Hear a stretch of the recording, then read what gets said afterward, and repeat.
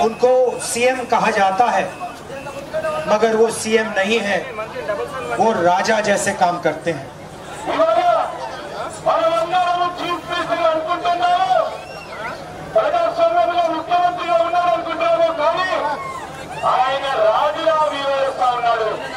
पूरा का पूरा फायदा एक परिवार को मिलता है।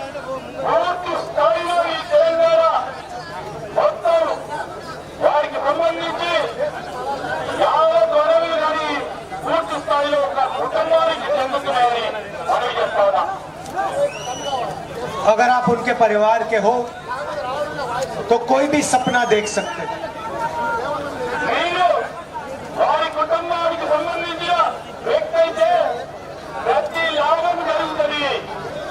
मगर अगर आप किसान के बेटे हो, मजदूर के बेटे हो, तो आप कोई भी सपना तेलंगाना में नहीं पूरा कर सकते।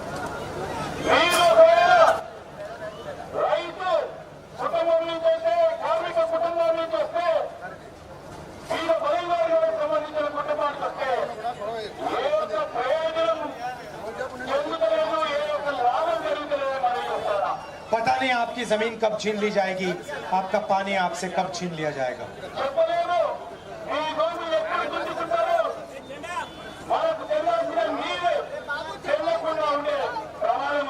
पानी की बात करें तो यहाँ सबसे बड़ा उदाहरण है।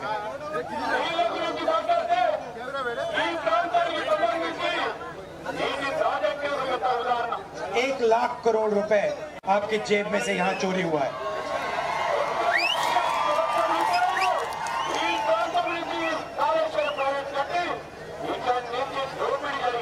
और इससे आपका कोई फायदा नहीं हुआ। उनके कॉन्ट्रैक्टर्स का फायदा हुआ, उनके परिवार का फायदा हुआ, मगर यहाँ के किसान, यहाँ के मजदूर को कोई फायदा नहीं मिला। ये तेलंगाना की और आपकी सच्चाई है।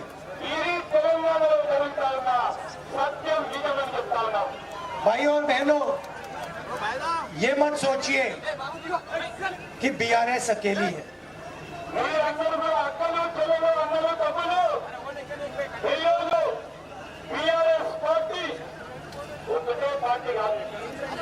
बीआरएस, बीजेपी और एमआईएम तीनों एक साथ मिले हुए हैं।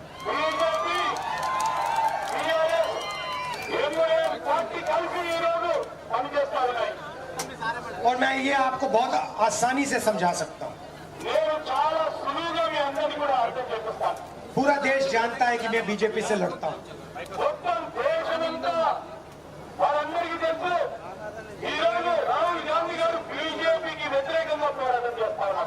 24-25 केस है मेरे ऊपर।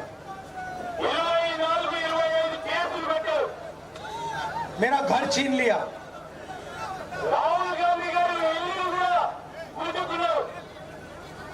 मेरी जो लोकसभा की मेंबरशिप थी उसको रद्द कर दिया। मैं पार्लियामेंट में जाता हूं, मेरा माइक ऑफ कर देते हैं।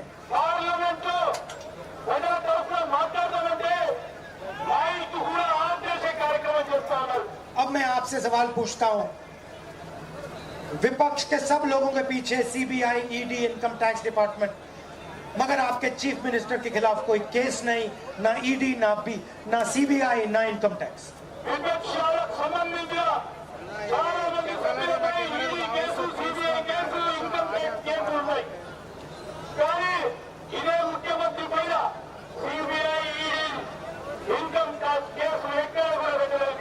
हिंदुस्तान के सबसे भ्रष्ट चीफ मिनिस्टर हैं तेलंगाना के।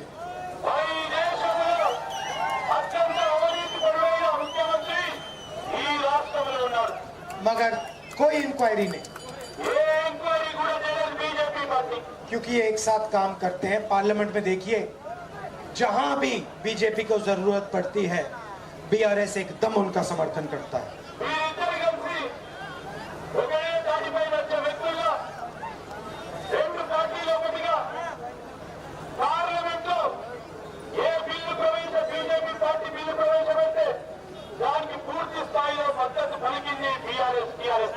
एमआईएम की बात करें तो जहां भी कांग्रेस पार्टी बीजेपी से लड़ती है, MIM अपने टिकट खड़ा अपने लोग खड़े कर देती है। MIM విషయానికి వస్తే ఎక్కడైతే కాంగ్రెస్ పార్టీ బీజేపీతో పోరాటం చేస్తా ఉందో ఆ రాష్ట్రాల్లో పోయి MIM పార్టీ బీజేపీకి సపోర్ట్ చేసే విధంగా అక్కడ అభ్యర్థులు నిలబెడతా ఉంది। उनके कैंडिडेट्स देखिए, सारे के सारे बीजेपी की मदद करने के कैंडिडेट्स हैं। వాళ్ళ అభ్యర్థులందరూ కూడా MIM అభ్యర్థులు కూడా మొత్తానికి మొత్తం బీజేపీకి సపోర్ట్ చేసే వ్యక్తులే।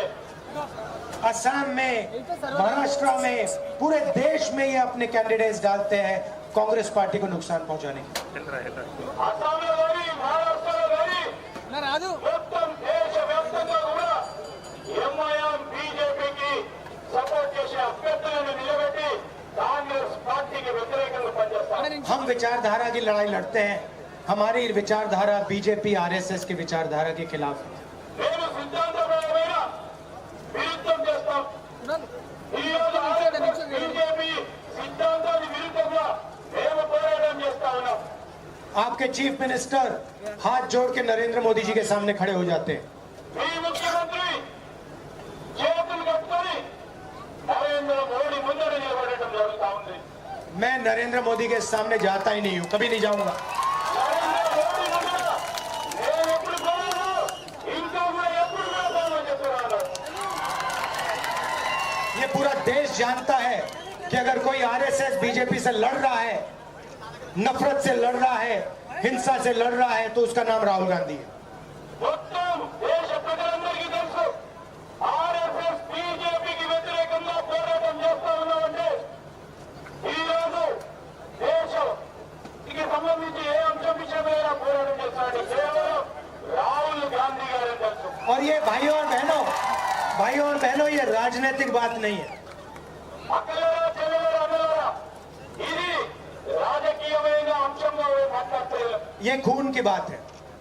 ఇది మనలో ఉన్న రక్తానికి సంబంధించిన మాట అని చెప్తా ఉన్నాను। मैं सुबह उठता हूं, मेरा DNA मुझे कहता है, मैं सुबह उठता हूं, मेरा DNA मुझे कहता है कि मेरी विचारधारा की लड़ाई है, एक कदम पीछे नहीं जाऊंगा मैं।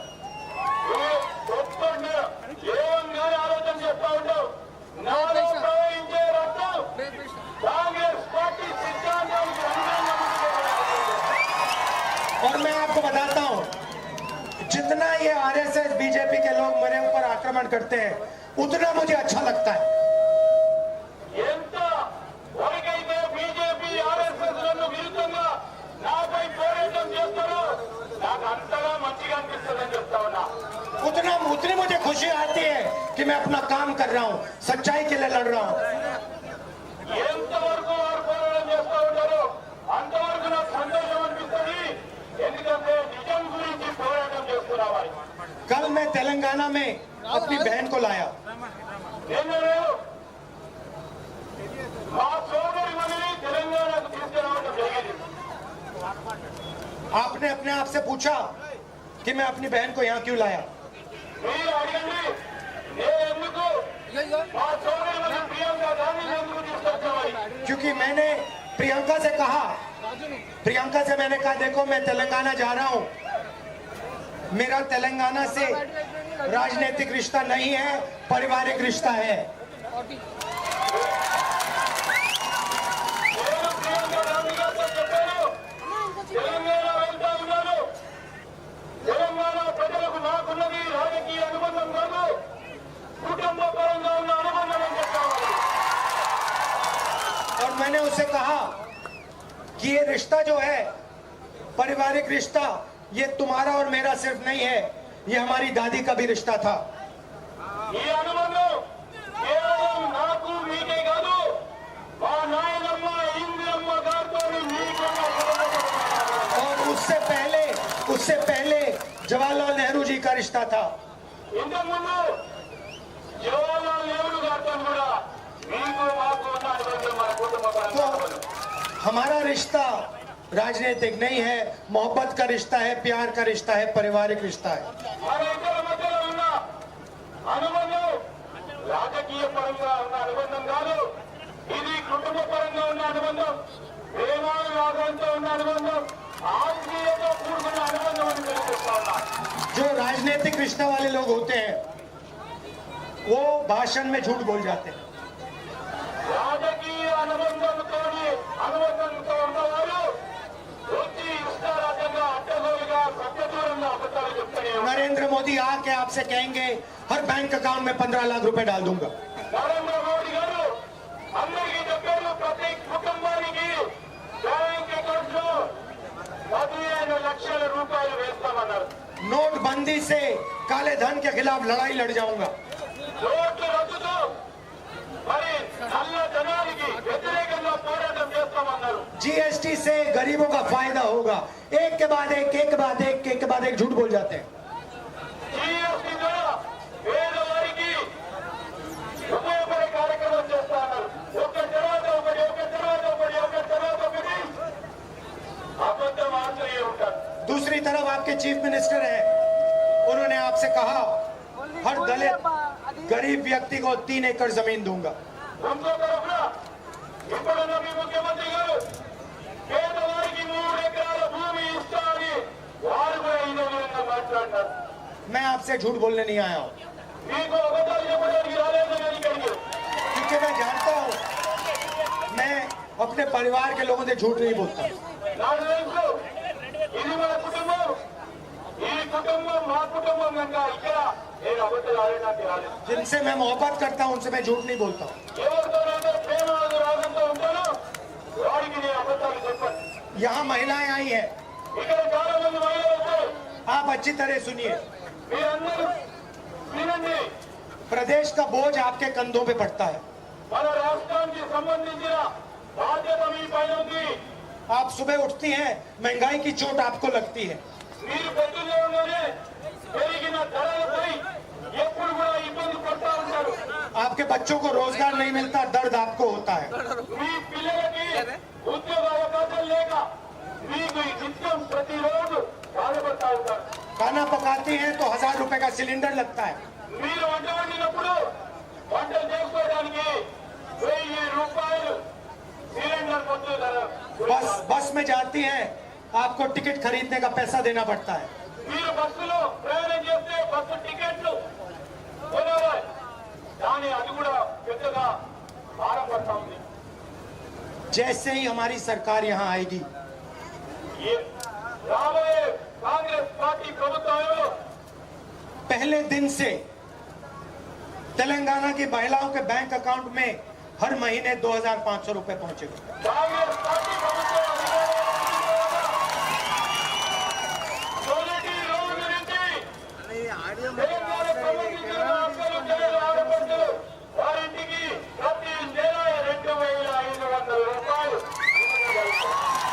500 रुपए का सिलेंडर मिलेगा 500 రూపాయలకు గ్యాస్ మందు వస్తుంది. और तेलंगाना की हर महिला तेलंगाना के कोने कोने में मुफ्त में बस में जाएगी।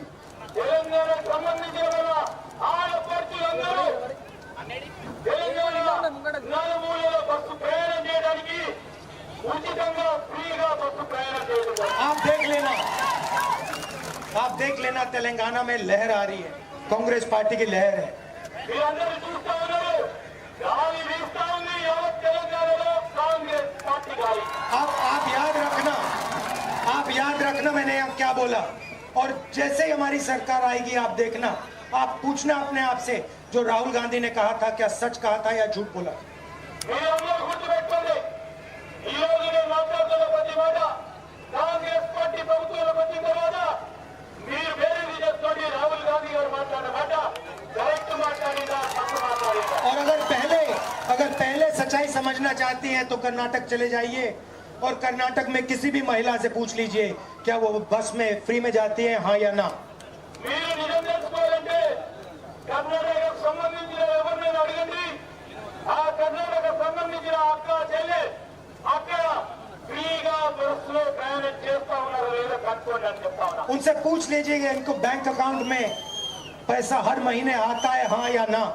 వారు అక్కడ ఉన్న మహిళలు అడగండి, ప్రతి నెల మరి 2000 రూపాయలు అక్కడ కర్ణాటకకు సంబంధించి వారి ఇంటికి డబ్బులు వస్తున్నాయా లేవని అడగండి. उनसे पूछिए क्या वो 1000 रुपए का सिलेंडर खरीदते हैं, हाँ या ना।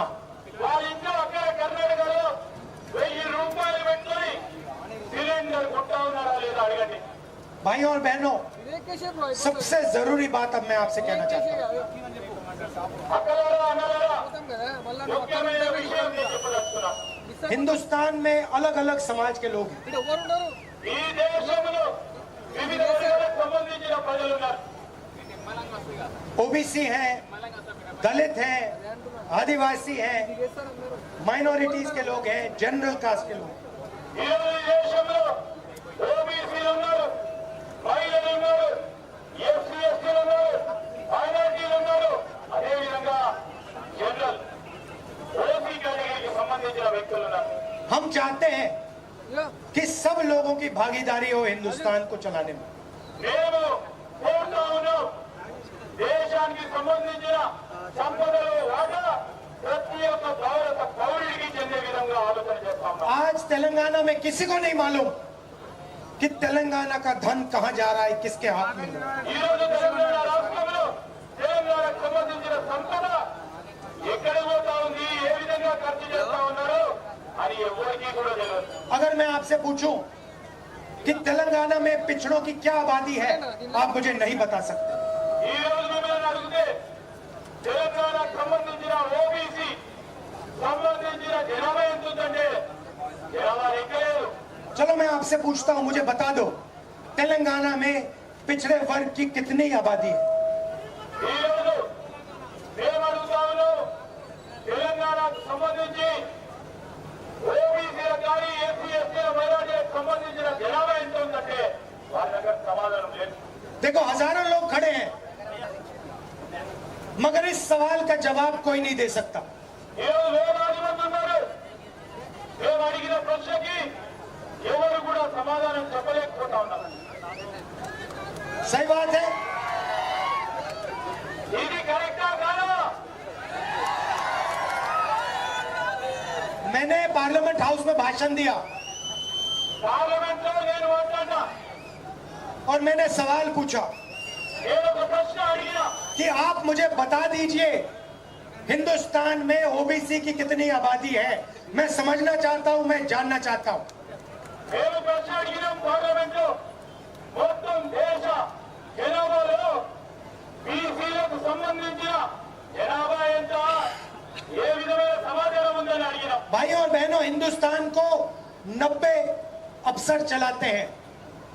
అక్కలారా అన్నలారా, ఈ రోజు మొత్తం భారతదేశాన్ని 90 మంది అధికారులు నడిపిస్తా ఉంటారు. Secretary of government of India और cabinet secretary. Secretary government of ఇండియాకు సంబంధించిన కేబినెట్ సెక్రటరీ, మిగతా సెక్రటరీలు ఆఫీసర్లు నడిపిస్తారు. वैसे ही तेलंगाना को चुने हुए अफसर चलाते हैं। ఈ రోజు ఇక్కడ కూడా కొద్ది మంది అధికారులు ఈ ప్రభుత్వాన్ని ఏ విధంగా నడిపిస్తారు? 70-80 लोग तेलंगाना को चलाते हैं। ఈ రోజు 70 నుంచి 80 మంది ఈ తెలంగాణ రాష్ట్రాన్ని అధికారులు నడిపిస్తా ఉన్నారు. आपके चीफ मिनिस्टर ऑर्डर देते हैं, वो चलाते हैं। చీఫ్ మినిస్టర్ గారు ఆదేశిస్తారు, ఆ 70 మంది అధికారులు ఈ రాష్ట్రాన్ని నడిపిస్తా ఉంటారు. अब मैंने पार्लियामेंट हाउस में सवाल पूछा, मैंने कहा कि देखिए ये 90 अफसर हैं, ये हिंदुस्तान के पूरे बजट पर निर्णय लेते हैं, डिसीजन लेते हैं। ఈ రోజు మేము పార్లమెంట్ అడిగినాం, ఈ 90 మంది అధికారులు దేశ జనాభాకు సంబంధించి పూర్తి స్థాయిలో మరి ఉన్న బడ్జెట్ను పూర్తి స్థాయిలో నియంత్రణ చేస్తాం. मैंने पूछा कि 90 लोगों में ओबीसी कितने हैं। మేము అడిగినాం, ఈ 90 మంది అధికారులు బీసీకి సంబంధించిన వారు ఎంతమంది ఉన్నారు అధికారులని, और इनको बजट पे कितनी हिस्सेदारी है। వీళ్ళకు బడ్జెట్ లో ఎంత వాటాదానం ఉందని भाई और बहनों, मैं आपको बताना चाहता हूँ, మీ అందరికీ మరొక విషయం చెప్పదలుచుకున్నాను. 90 में से 3 अफसर ओबीसी के हैं। 90 మంది అధికారులు కేవలం ముగ్గురే బీసీలకు సంబంధించిన అధికారులు ఉన్నారు. और सिर्फ 5% बजट पर निर्णय लेते हैं। ఈ ముగ్గురు కేవలం 5% సంబంధించిన బడ్జెట్ కి దానికి నిర్ణయాలు తీసుకుంటారు. क्या ओबीसी की आबादी सिर्फ 5% है हिंदुस्तान में? ఈ రోజు ఓబీసీలకు సంబంధించిన జనాభా 5% వరకే ఉందా అని అడుగుతా ఉన్నాం. इसीलिए मैंने कहा कि हिंदुस्तान को और तेलंगाना को एक एक्सरे की जरूरत है। అందుకోసమే మేము చెప్పినాం, మన భారతదేశానికి తెలంగాణ ఒక ఎక్స్రే అవసరమని చెప్తా ఉన్నాం. किसी को चोट लगती है, अस्पताल में जाता है, पहला काम डॉक्टर कहता है एक्सरे करो. ఎవరికైనా దెబ్బ తాకినప్పుడు మనం వెంటనే ఆసుపత్రికి పోయి ఏం అడుగుతామంటే ఒక ఎక్స్రే తీయమని అడుగుతాం. घुटने में दर्द होता है, कोहनी में दर्द होता है, डॉक्टर कहता है एक्सरे करो. మనం మోకాల్లో దెబ్బ తాకినా నొప్పి వేసినా కడుపులో నొప్పి వేసినా మనం వెంటనే డాక్టర్ గారు एक्सरे తీయమంటారు. भाई और बहनों, कास्ट सेंसस हिंदुस्तान का एक्सरे है. ఈ రోజు అక్కడారా తెలియరా ఈ రోజు కుల నిరంకాలు దేశానికి సంబంధించిన ఎక్స్రే చేసే విధంగా ఉండాలి. जाति जनगणना हिंदुस्तान का एक्सरे है. ఈ రోజు జాతికి సంబంధించిన జనగణ మన హిందుస్థాన్ మన భారతదేశానికి ఎక్స్రే. उसके बाद सबको पता लग जाएगा कि किसकी आबादी कितनी है. దాని తర్వాత అందరికీ తెలుస్తుంది ఈ దేశ జనాభాలో ఎవరు ఎంత జనాభా ప్రతిపత్తి ఉంది అని దేశ ప్రజలందరికీ కూడా और తెలుస్తుంది. सबको पता लग जाएगा हिंदुस्तान का धन कहां जा रहा है. అందరికీ అప్పుడు తెలుస్తుంది దేశానికి సంబంధించిన సమత ఎక్కడ పోతుందని. इसीलिए मैं चाहता हूं कि पूरे देश में कास्ट सेंसस हो. అందుకోసమే నేను కోరుతా ఉన్నాను మొత్తం యావత్ దేశంలో కుల గణాంకాలు జరగాలి. गरीब लोगों को दर्द हो रहा है, किसानों को दर्द हो रहा है, मजदूरों को दर्द हो रहा है, छोटे दुकानदारों को दर्द हो रहा है, इसलिए हम एक्सरे कराना चाहते हैं. ఈ రోజు మనం పేదవారికి బాధలు ఉన్నాయి, రైతులకు బాధలు ఉన్నాయి, కార్మికులకు బాధలు ఉన్నాయి, అలాంటి చిన్న షాపుల వారికి వాణిజ్యం వ్యాపారం చేసే వారికి ఇబ్బంది పడతా ఉన్నారు, బాధలు ఉన్నాయి. అందుకోసమే ఆ బాధ నివారణ గురించి ఎక్స్రే తీస్తే తప్ప తెలియదని నేను అందుకోసం అడుగుతా ఉన్నాను. गौतम अदानी नाम आपने सुना होगा, सुना है? గౌతమ్ అదానీ పేరు విన్నారా? नाम सुना है? విన్నారా? लाखों करोड़ रुपए हिंदुस्तान की सरकार ने उसको दिया है. లక్షలాది రూపాయలు కోట్లాది రూపాయలు భారతదేశ ప్రభుత్వం అదానికి ఇచ్చింది. एयरपोर्ट दिए हैं, पोर्ट दिए हैं, सड़कें दिए हैं. ఎయిర్పోర్ట్ ఇచ్చింది, సీపోర్ట్ ఇచ్చింది, అదేవిధంగా ఈ రోడ్లు కూడా వారికే ఇవ్వడం జరిగింది. पूरा का पूरा हिंदुस्तान का इंफ्रास्ट्रक्चर पकड़ा रखा है. పూర్తి స్థాయిలో ఈ రోజు భారతదేశానికి సంబంధించిన ఇన్ఫ్రాస్ట్రక్చర్ పూర్తి స్థాయిలో వారికే ఇవ్వడం జరిగింది. धन का, चावल का, इन सब चीजों का दाम वो डिसाइड करता है. उसके पास स्टोरेज है. వారికి గోదాములు ఉన్నాయి. అందుకోసమే మనకు సంబంధించిన బియ్యం ధర కానీ లేకుంటే ఇతర వస్తువులపై ధరలు నియంత్రణ ఎవరు చేస్తా ఉన్నారంటే అదానీ గారు చేస్తా ఉన్నారు. बैंक से लोन लेता है, उसका कर्जा माफ हो जाता है. అదానీ లాంటి వారు లోన్ తీసుకుంటారు, వారి లోన్ అన్ని మాఫీ అవుతాయి బీజేపీ పార్టీ ప్రభుత్వం. आपके चीफ मिनिस्टर के परिवार के लोग लोन लेते हैं, एकदम माफ हो जाता है. మీ ముఖ్యమంత్రి గారి కుటుంబం లోన్ తీసుకుంటే అది కూడా మాఫీ అయిపోతుంది. पता भी नहीं लगेगा लोगों को. ఎవరికి కూడా తెలియదు. मगर तेलंगाना का किसान लोन लेगा, कर्जा माफ कभी नहीं हो सकता. ఈ రోజు తెలంగాణకు సంబంధించిన రైతు సోదరులు లోన్ తీసుకుంటే అది మాత్రం మాఫ్ కాదు. छोटा दुकानदार लोन लेगा, लोन कभी माफ नहीं होगा. ఈ చిన్న వ్యాపారులు అప్పు తీసుకుంటే అది కూడా మాఫ్ కాదు. हमारी माताएं बहन छोटा सा बिजनेस चलाने के लिए लोन लेंगी, कभी माफ नहीं होगा. ఓ అమ్మలో చెల్లెలో అక్కలో చిన్న వ్యాపారాల గురించి అప్పు తీసుకుంటే అది కూడా మాఫ్ కాదు. 70 साल हो गए आजादी हुए. 70 సంవత్సరాలైంది మన భారతదేశానికి స్వాతంత్రం వచ్చింది. अब हम पता लगाना चाहते हैं किसके पास हिंदुस्तान का धन है, कितना धन है. ఇప్పుడు మేము తెలుసుకోదలుచుకున్నాము ఎవరి దగ్గర ఎంత భారతదేశానికి సంబంధించిన సంపద ఎంత ఉందని. दूध का दूध, पानी का पानी करना चाहते हैं. ఈ రోజు మరి నీటికి నీళ్లు మరి అదేవిధంగా పాలకు పాలు నీటికి నీరు తెలిసే విధంగా మేము ఎక్స్ప్లెయిన్ చేయదలుచుకున్నాం. इसलिए हम जाति जनगणना करवाना चाहते हैं. అందుకోసమే ఈ రోజు మనము బీసీల జనానికి సంబంధించిన సెన్సస్ చేయమని కోరుతా ఉన్నాం. और ये काम जैसे ही हमारी सरकार तेलंगाना में आएगी, हम इसको तेलंगाना में करवा देंगे. ఎప్పుడైతే కాంగ్రెస్ పార్టీ ప్రభుత్వం ఏర్పాటు కాబోతా ఉందో మన తెలంగాణ రాష్ట్రంలో కూడా కులానికి సంబంధించిన గణాంకాల సర్వే చేయడం జరుగుతుందని మీ అందరికీ మనవి చేస్తా ఉన్నా. मेरा नरेंद्र मोदी से और केसीआर से सवाल है, आप एक्सरे से क्यों डरते हो? ఈ రోజు మేము నరేంద్ర మోడీ గారిని ప్రశ్నిస్తా ఉన్నాం.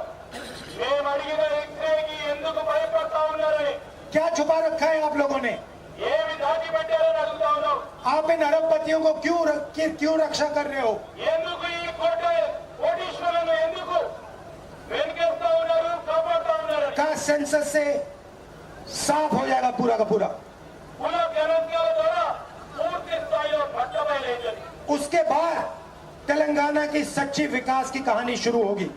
ఈ తర్వాత తెలంగాణకు సంబంధించిన అభివృద్ధి సంక్షేమం పూర్తి స్థాయిలో మొదలుగా और गरीब लोगों को तेलंगाना में भागीदारी मिलेगी. పేదవారికి తెలంగాణ సమాజంలో భాగస్వాములు చేస్తుంది కాంగ్రెస్. और जो आपने सपना देखा था वो सपना पूरा होना शुरू हो जाएगा. ఏ కళ అయితే మీరు కథలో ఆ కళను అమలు పరచడానికి కాంగ్రెస్ పార్టీ ప్రభుత్వం రాగానే మొదలు చేస్తాం. आपने इतने प्यार से मेरी बात सुनी, इसके लिए बहुत बहुत धन्यवाद. మీరందరూ కూడా చాలా ప్రేమపూర్వకంగా అభిమానంలో నేను చెప్పిన రెండు మాటలు విన్నందుకు హృదయపూర్వకంగా కృతజ్ఞతలు తెలియజేస్తున్నాను. नमस्कार, जय हिंद.